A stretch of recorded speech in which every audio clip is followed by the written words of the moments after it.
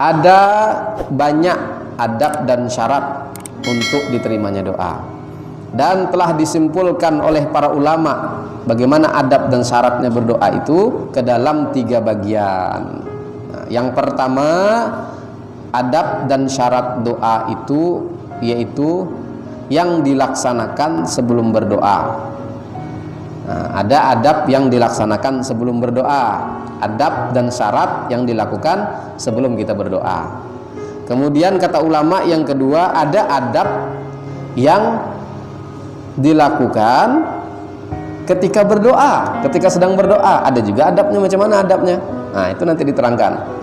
Kemudian ada juga yang ketiga, adab yang dilaksanakan ketika kita selesai berdoa. Pertama, adab sebelum berdoa.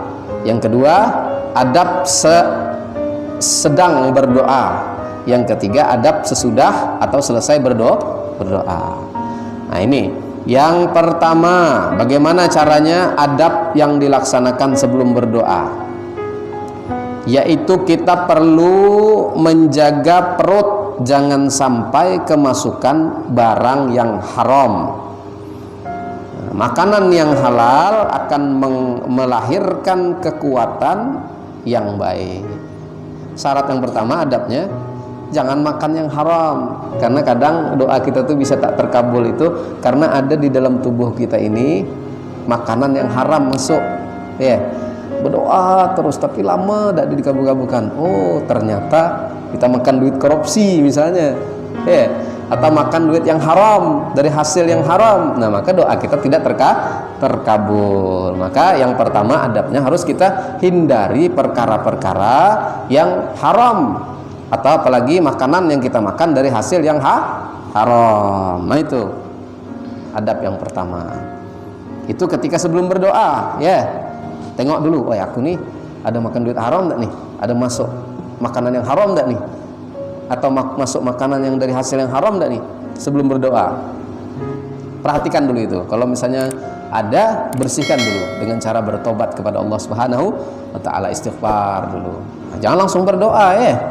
Nanti langsung berdoa, sekali doanya tak dikabulkan, merutu-rutu dengan Tuhan, dengan Allah. Apalah Allah yang tak dikabulkan. Nah, ternyata sebelum berdoa kita tak perhatikan adabnya, tak tengok-tengok yang kita makan dari hasil apa. Nah, begitu, ya. Kemudian yang kedua, adab sebelum berdoa itu mengembalikan hak-hak kezaliman yang pernah diperbuat, baik masalah harta ataupun kehormatan. Kalau masalah harta, mungkin kita pernah makan duit kawan tapi tak berbilang, ya. Kawan berbilang, kawan minta tolong, atau acik kita kah, atau mamak kita, ya tak? Atau siapa sajalah yang nyuruh kita, misalnya ini yang apa? Yang muda-muda suruh belikan ini ke pasar, ya, belikan ikan.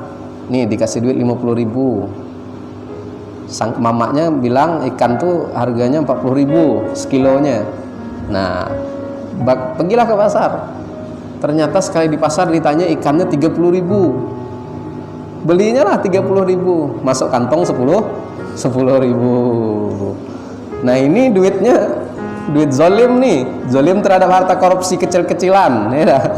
Korupsi kelas apa? Iya, kelas teri gitu dah. Nah, ini disuruh mamanya ke pasar 40.000, ternyata ikannya 30.000, 10.000 masuk kan? Tak ada berbilang, ini zalim namanya nih. Nah, ini harus diceritakan yang ini, dikembalikan yang ini nih, baru doa kita dikabulkan oleh Allah Subhanahu wa taala. Atau apa namanya tuh, masalah kehormatan, zalim.